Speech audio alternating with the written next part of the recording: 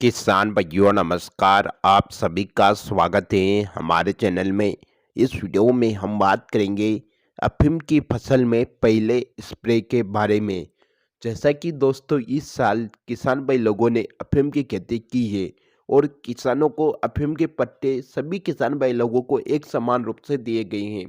यानी कि सभी किसान भाई लोगों के अफीम के पत्ते 10 आरी के मिले हैं और 10 आरी के अफीम के पट्टे को दो भूखंडों में विभाजित कर देने से भी कोई भी दिक्कत नहीं आ रही है। यानी कि 10 आरी का पट्टा है और जिनके दो भाई हैं तो वो अलग अलग खेत में भी अफीम की बुआई कर सकते हैं। अब बात करें अफीम की खेती, तो इस साल अफीम की खेती जिन लोगों ने की है उन लोगों को अफीम की खेती में दानों की यानी कि पोस्ता के जर्मिनेशन में बहुत ही ज़्यादा दिक्कत आ रही है। कुछ किसान भाई लोगों के अफीम के जो छोटे छोटे पौधे हैं वो उग कर ही सूख रहे हैं, तो कि कुछ किसान भाई लोगों के उगने के बाद अपने आप गायब हो गए हैं और अफीम के पौधे अपने आप कम जर्मिनेशन हो रहे हैं। तो ऐसी स्थिति किसान भाई लोगों के देखने को मिल रही है। ऐसी स्थिति को देखते हुए किसान भाई लोगों ने अफीम की फसल में दूसरे पानी के साथ और भी कुछ पोस्ता को यानी कि बीज को अपनी 10 आरी के पट्टे में और भी छिड़काव कर दिया है। तो अब उन किसान भाई लोगों के यह वीडियो में पहले स्प्रे के लिए लेकर आया हूं, ताकि आपको अपनी फसल में कीट व फंगस से लोगों को मुक्ति मिले, पौधे की ग्रोथ जल्दी हो। तो उसके लिए आपको अपनी अफीम की फसल में पहला स्प्रे कर देना चाहिए। जब आपके अफीम की फसल 4 से 5 पत्ती या 3 से 5 पत्ती की अवस्था में हो जाती है, उस समय पर आपको अपनी फसल में पहला स्प्रे कर देना चाहिए। अभी अफीम की फसल में सफ़ेद मच्छर का अटैक ज़्यादा हो रहा है, इसलिए अफीम की फसल बहुत ही ज़्यादा नष्ट हो रही है।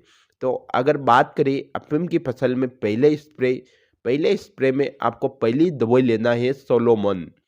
सोलोमन बायर कंपनी के आते हैं। इसके अंदर 2 टेक्निकलों का मिश्रण होता है जो कि सफ़ेद मच्छर और छोटे इल्ली पर बहुत ही ज़्यादा कंट्रोल करती है।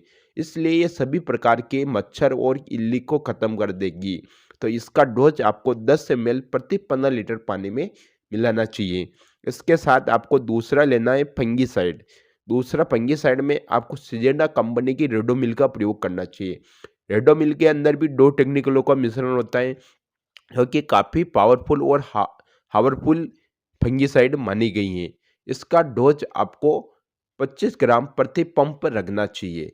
यह सभी प्रकार के फंगस और ब्लैक ब्लैक फंगस, पत्तों पर जमा होने वाले सभी प्रकार के फंगस, जड़ को फंगस को कंट्रोल कर लेगी। इसके साथ ही आपको एक टॉनिक का प्रयोग करना चाहिए। टॉनिक के रूप में आप सिजेंटा कंपनी के इसाबियोन का प्रयोग कर सकते हैं। इसाबियोन में विटामिन होते हैं जो कि आपके पौधे की ग्रोथ को बढ़ाते हैं, पौधे में हरापन लाते हैं और पौधे की धीरे धीरे बढ़वार को भी बढ़वाते हैं। तो वो आपको इसाबियोन का प्रयोग पहले डोज के रूप में करना चाहिए। इसकी मात्रा 30 ml प्रति टंकी रखना चाहिए। तो दोस्तों अफीम में पहले स्प्रे के रूप में आप इन तीनों दवाइयों का प्रयोग कर सकते हैं। दोस्तों मैंने व्हाट्सएप ग्रुप बनाए हैं, उसमें जुड़ना चाहते हैं तो नीचे लिंक पर क्लिक करके जुड़ सकते हैं।